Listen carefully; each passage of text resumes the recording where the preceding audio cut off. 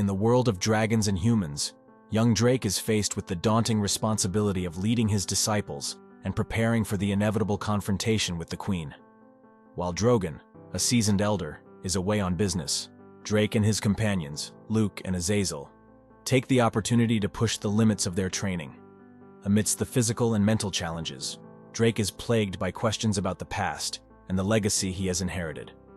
The arrival of the Dragon King promises answers and a potential turning point in their struggle. Join Drake and his disciples as they soar through the skies, engage in rigorous training, and uncover the secrets of their heritage in this thrilling chapter of the Dragon King's saga. Episode 8. Inheritance of the Dragon King. See here, because I have to wash the outside of the house today while those idiots get to play follow the leader. Behind the side of the house, I was overlooking the chickens as they ran around the coop like mad children. Man, I should have gone with him. You know, Luke, you complain too much. The sweet but sarcastic voice of Azazel pierced through Luke's morning with potent efficiency. I came around the corner and ogled my friends, my disciples. Luke was wearing a fur jacket and tall denim pants. Azazel was in a bikini. I stiffened at seeing the scantily clad figure and pondered the reason for it as my eyes floated over her. She was carrying a big carton. Luke rounded her with a thick piece of fabric in hand. You should be glad I complained and got you the top room with the window view you wanted. Luke, that was 4 years ago. 6, actually. Whatever, you talk too much. At least I talk. Luke saw me then. Hey, good morning to our illustrious leader. I could feel the mocking in his voice, but I ignored it. Drogon is gone for how long again? Drogon had been called away on business and took his disciples along for protection. Luke frowned as he uttered, 4 days. I think this would be a good time to push the limits of our training, I said readily enough. Sounds like my type of thinking. After we do our duties, that is, I reminded him. Drake, we literally are doing our tasks plus everyone else's. Guess why? Because they left. Luke killed the joy with that element of truth. Good. It'll be a great time to build the muscles. Even as I said that jokingly, only Azazel snickered. Luke frowned deeply. We went about our tasks, making time pass by quickly, but we finished. With the evening breeze cruising through the open land, raising dust into small tornadoes, Azazel was on the roof, her leg hanging off slightly. From the ankles to the curvature of her thighs, the sun glistened off her brown skin. No, I shook my head and looked away. Luke was staring at me. I opened my mouth. He took small steps and reached me. I stood still as he made gestures in the air. Azazel saw him and stood up. His eyes shot something fierce into mine. The smile on his face widened. Was it ill intent? You can talk to her, you know. I merely glanced at him as he swept around me in a run. Throwing off his jacket, he jumped and took form in flight, leaving the ground with incredible speed. The wind pushed hard as I turned. His blue speck shooting across the sky, I might as well join him, I thought. I ran, tensing as the raging power thrust through my limbs, my arms becoming large wings. I pushed forward as my vision grew and stretched the vast canvas of the sky. I felt heavy, but holding onto the wind, I glided with little effort, the power of my arms lifting me far into the sky. In this form, the form of a dragon, I felt indestructible even. I must be twice the size of the redhead. Which reminds me, that girl could be anyone. She might not be the queen. I thought she must have been a disciple of the queen, or maybe she was just young and still growing. My disciples, though, had been almost the same size as I was. Apollo was even bigger, not by much though, but bigger. He was taller in human form too, so maybe it was just a perspective thing. I noticed this in conjunction with how everyone had their advantages. This is why I stressed physical training. The more we train our bodies, the stronger we get. I realized that even Azazel's wolf form was becoming quite beastly and ferocious. I loved morphing into dragon form, leaping into the air and flying over the land. It was freedom. I became very good at flying. Luke beside me, we slanted and tried to outmaneuver each other in flight. Cupping my wings, I threw myself backward. He twisted and swirled to follow me. Pushing my legs back, I soared downward. Luke tried to match my course, but I leveled out and shot the other way. With Luke in hot pursuit, I easily left him in the clouds. I was the fastest of the group, but Azazel was growing into her wings, and she was going to be fast, real fast. It was very stimulating flying to new heights and learning new moves. Rollovers, dives, and loops were my favorites. I had mastered 2 forms now. I felt I was ready to seek and meet the queen. Especially with the news from Thatch, I was sure the battle was near. I could feel it. Time would find me in favor, but I was still unsure in what way. But I needed to focus on what was ahead. Luke and I danced in the air, providing entertainment for Azazel. Azazel, with the strength conveying the years, swung a metal ball as big as anyone's head into our midst. Our objective was to keep it up in the air. I slapped it up with my tail in a flanking dive as Luke rushed by, swinging his body in a twirl. The wind cascaded it further upwards. He nudged it higher with his head as I caught it and rolled it off my back into the grooves of my tail. One push and it was suspended high. I could barely breathe. Swooping down, I matched my speed with its falling. Luke prowled by. The ball was gone. He had slapped it with his tail. It shot right, slanting towards Earth. I pushed my wings back hard and reached for it in a rush. I steadied myself, grabbing the ball with my feet. I went to throw it up, but Luke grabbed it instantly over my head. It was fun and games, but it still tired us out so much, continuously swooping and diving at such tight angles just for one small ball. It was a real workout. Within a half hour, we labored towards the Earth. Landing and tumbling across the desert, we were unable to stay in our form. We just lay there resting in our human forms. Luke and I ascended the stairs and took up residence in our respective rooms. Azazel brought me a cup of water and bid me a good rest. Yet I was not sure if I should be resting. I still wanted to get stronger, and yet I was not sure I could anymore. Looking into her eyes, I grimaced slightly as I was letting her see me in my weakness. Closing my eyes, the daft cold arms of sleep gripped me. Out of the blue, Azazel woke me, her face scarred with scratches and splashes of mud, her eyes glowing as her smile made me feel wonderful, waking in the night. It always started as a blur, but such was the tired self I dragged into the basis of training. Azazel fed us dinner, and Luke slipped in and out of sleep at the table. We were all tired. I decided to take up residence, after the meal, on the porch of the ranch house.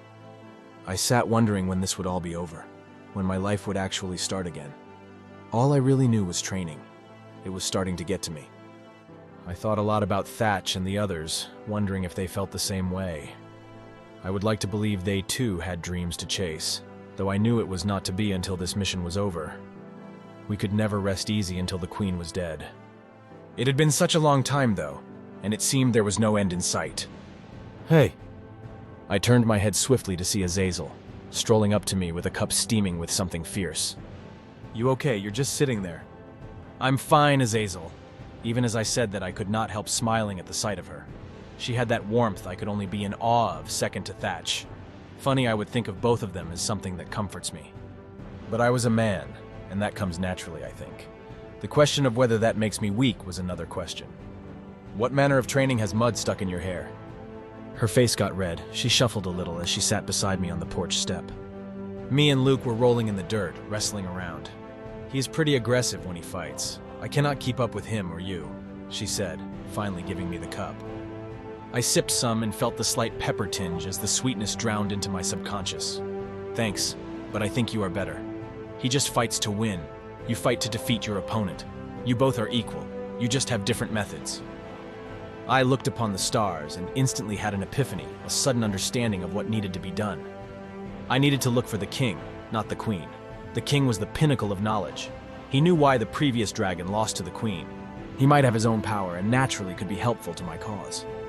If I were to meet the king now, my first question would probably be the most obvious, but I needed answers to organize my thoughts. Why was the Dragon King not the one training me from the beginning? Would he not be the best source of information and skills I could get? There are no warriors left in the world as they were all destroyed in the great fight, I assumed. But there were others who now could be elders. Elders who could tell me of the great fight and how and why they lost. Where is Luke, Azazel? Nap. I breathed out. I got up slowly, taking in the rigid tightness of my joints. You have enough energy to run to the mountains? She ogled me tensely before she opened her mouth. You should... Never mind, let's go, she said with a resounding smile. We did just that, swept up into the cold grasp of the beautiful flora. We made an effort at full speed, even as our eyes drank in the scenery with relish. She beat me this time on the return. My tiredness caught up with me, slowing me in the downtrodden sprint to the outback. Luke was barely up in the morning, staring at me through glossy eyes. But he was lucid enough to answer some questions about the Dragonkin. Most of the elders he knew were hermits now, literally walking about or living in seclusion. It was rare for 2 or more dragons to live together. They refused to rejoin life as humans. They were content being a dragon eating off the land. Life had moved past them so fast they no longer understood or wanted to participate in it. It was after or maybe during the great fight when the loss seemed inevitable. The surviving disciples went into hiding to keep the Order of Dragons alive and to continue the lifeline, to train and prepare if they were ever called upon again. The loss was devastating and most became weak and stagnant. The newer generations morphed into human form and became part of communities, or like Drogon, lived far away from others but continued to live, survive, and train in the old ways. It was a lot to consider, but I had little time for that as Drogon had returned. I found him out by the old corral. He was very busy walking around the property and giving orders to the disciples to complete tasks as if readying for war. This puzzled me. I waited though, as I needed to show my respect for him and my attention to his position. This was all in getting the information I needed. He would be more receptive to my respect than to my orders. Then he came to me. Knowing that I needed something, he came and asked me to sit and talk. We walked to the house and sat on the porch so he could continue to see what was going on. I quickly laid out my plan and asked, "Will you assist me in finding and talking with the other elders? I believe if I can piece together their thoughts and knowledge, I may be able to find out why the Chosen One lost so long ago." His answer was short and to the point, "No." With surprise and a bit of anger rising in me, he continued, "The business that took me away earlier this week involved meeting some of my old friends. As far as your idea, we would need the Dragon King's permission. We would have to talk with him before disturbing the elders. But those conversations never went the way they were supposed to." "Why does he not want to talk to me? His own kin, he would rather let wolves train me rather than—" "Hold on, Drake. You seem misinformed. He did not let you get trained by wolves. He told me he knew of you from the beginning, but knew that by training you himself, the grandson of the Chosen One who lost so long ago, you might inherit his line's folly. He would rather you be trained by someone whose lineage actually won against his respective queen incarnate. A loser, why would he think that?" I frowned a bit as the words swirled in my head. "So he prefers I carry the power of the wolf. But honestly, can a wolf contest against a dragon?" Drogon laughed then, quite loudly in fact. "When you figure it out, tell me," he said quite cheerfully. "But I will ask him to assist in the training and preparation of our dragon warriors. It could be a beautiful relationship, but I do not know. I do not think he knows anything more than me. He is a king, but what could he help you with?" "Right now, information on the past which I lack. Then we can decide from there what to do next." Drogon nodded, leaving me there. I could only consider what to say to this man when I see him. The son of a loser is how he described himself. Interesting level of confidence he had. But if that was the reason, it would make sense why he left me to be trained by a wolf. Which is odd. A dragon loses to another dragon only to be reincarnated as a wolf and then defeated by a wolf. Training went on as usual, but the next day brought news from Drogon. "The king has agreed to your request, even joking about meeting the future Prince of Dragons," Drogon hinted. I inhaled, taking a deep breath, and with a surprised look on my face, I replied graciously, "I don't know if I am ready for all that, but I do need to talk with him and find the answers I need to beat the Queen and complete my duties to the Creator. I am thankful, though, for his confidence in me." As I walked away, though I could feel the excitement in me rising, for good reason, I was after all meeting the King of Dragons. If I can train with him, I can finally see how much I have grown. But if such was the case, I should rest. I barely could keep up with Luke this morning as we raced across the high skies. He had to gloat to Apala that he beat me, which Apala did not take very well. It would be 2 days before the Dragon King would arrive. I had Luke contact the others and have them return to the Outback.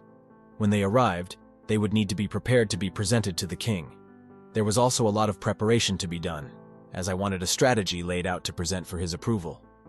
Not that I had anything in mind. After the one skirmish with the redhead, we found no other leads to go off of. But I wanted him to see I was dedicated to the Creator, as were my disciples. However, there were questions to be answered and much to be completed before we would be ready for the Queen. The days came and went, and all my disciples had arrived minus one, Apala. My best warrior and friend should be by my side. I still lacked a plan, but all of us, Drogon and the disciples already there, discussed what we could.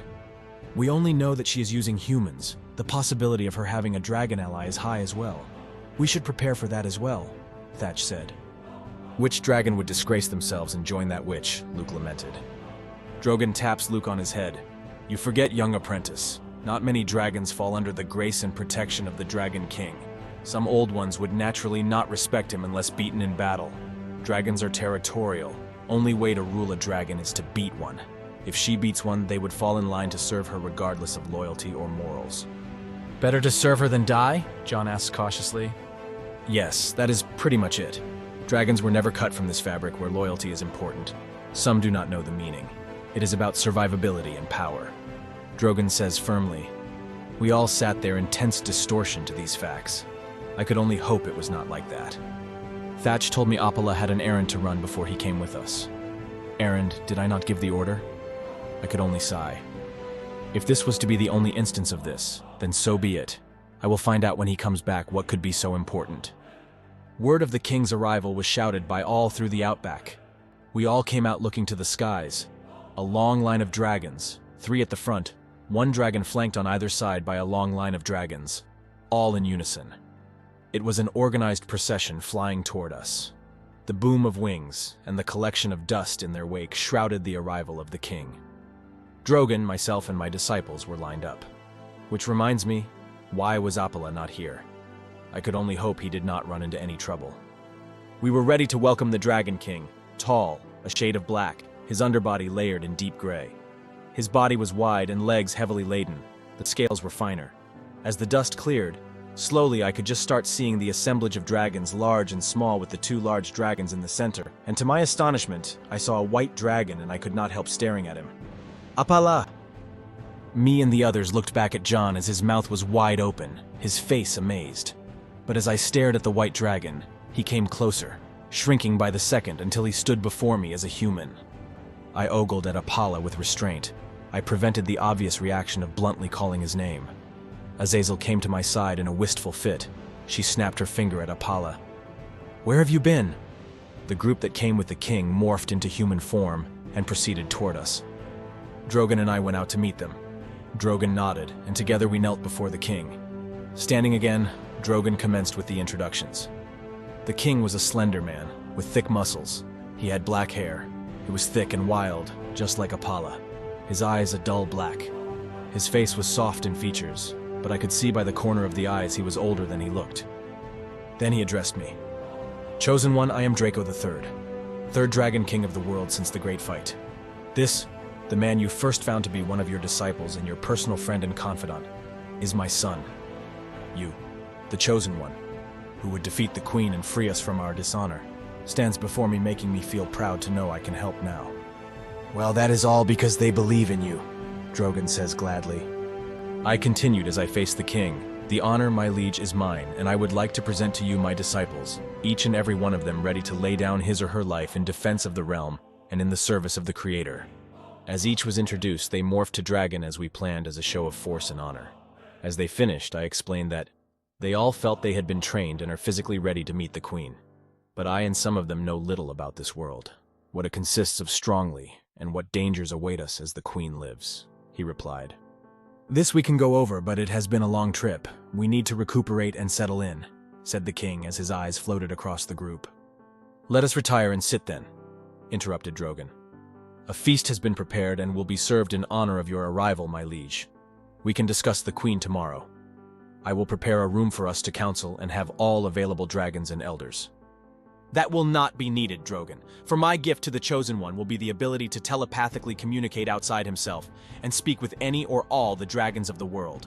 With this ability, you only need to ask. The answers will come to you as the dragon elders reply. We left the formalities behind and headed to the house. Drogon was leading the way, and the king, Apala, and I followed. The next day there were several elders who had arrived during the night. Some were here to discuss the past and what they knew about the Great Fight. Some to help with training. There were a lot of excellent flyers. Although the ones I wanted to see were the ones who would teach me to fight, to use my skills in the best manner to defeat the Queen. One of the most important pieces of information I needed, though, was how she defeated the Chosen One in the Great Fight so long ago. As the sun dipped below the horizon, casting long shadows across the landscape, Drake and his disciples gathered one last time to reflect on the day's events. The sky, painted in hues of orange and purple, mirrored their mixed emotions of anticipation and uncertainty. With the arrival of the Dragon King, New challenges and revelations awaited them. Their bond, forged through rigorous training and shared dreams, would be tested in the days to come. As night fell, the sense of unity and purpose among them grew stronger.